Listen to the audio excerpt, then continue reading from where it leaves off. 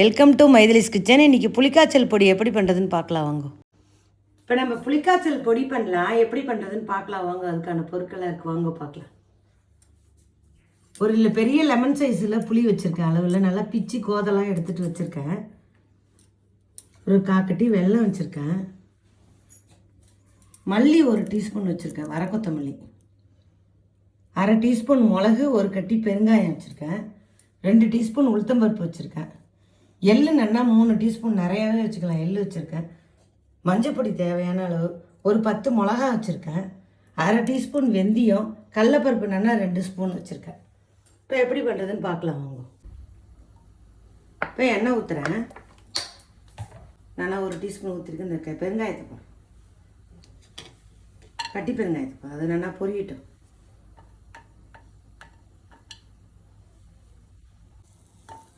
பின்னாடியும் முன்னாடியும் நல்லா பரட்டி விட்டு பொரியட்டும்.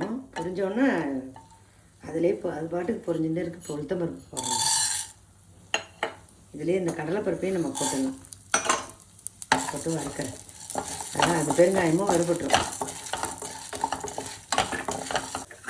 நல்லா செவந்த மாதிரி இருக்குது. இப்போ அது மல்லி அதில் போட்டேன். இது கொஞ்சம் லேசாக வறுத்தா போகிறோம், அதனால போட்டுட்டேன். இதுலேயே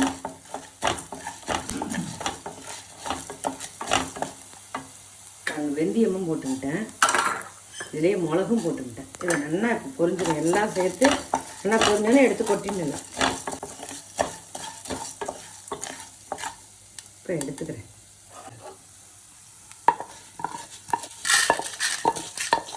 எள்ளு முதல்ல வறுத்து வச்சுட்டேன், அதனால் இங்கே இருக்குது, வறுத்து வச்சுட்டேன்.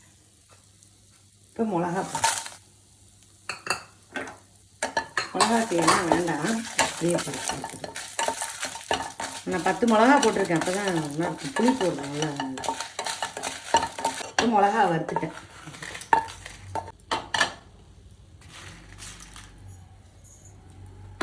இப்போ புளிக்கு எண்ணெய் ஊற்றிக்கிறேன், பொரியணும். புளி எல்லாத்தையும் இதில் போட்டு நல்லா கருப்பாக பொரியட்டும். அப்புறமா நம்ம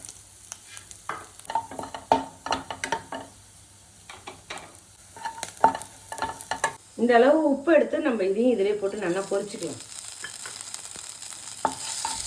நம்ம லேசாக பொரிச்சு வெடிக்கவும் நீங்கள் தண்ணி நின்று பொரிச்சுக்கலாம்.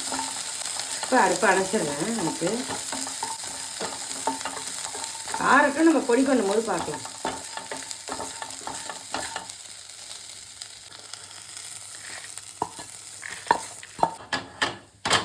இப்போ நல்லா ஆறட்டும்.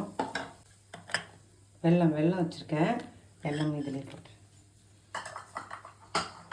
இப்போ நம்ம பொடி பண்ணலாம். இது எல்லாத்தையும் இதில் போட்டு இந்த எல்லை அப்புறம் இதை அடிச்சுட்டு கடைசியாக போட்டுக்கலாம். மஞ்சள் பொடி போட்டு நல்லா 1 ஸ்பூன் போட்டுக்கலாம் மஞ்சள். இப்போ மூடுறேன், நல்லா ஒரு அடி அடிச்சுக்கிறேன்.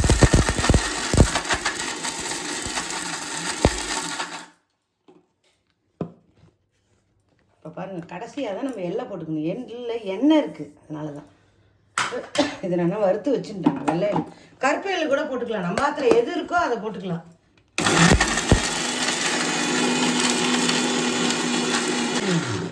இப்போ நம்ம நல்லா கலந்து பார்த்துட்டு அடிக்கணுமா இல்லையான்னு பார்க்கலாம். இது பாருங்கள், நல்லா கலந்துன்ட்டு புளிக்காய்ச்சல் பொடி ஜோராக ரெடி ஆகிடுது. பாருங்கள், பண்ணி பார்த்துட்டு எல்லோரும் சொல்லுங்க எப்படி இருக்குன்னு. பாருங்கள்.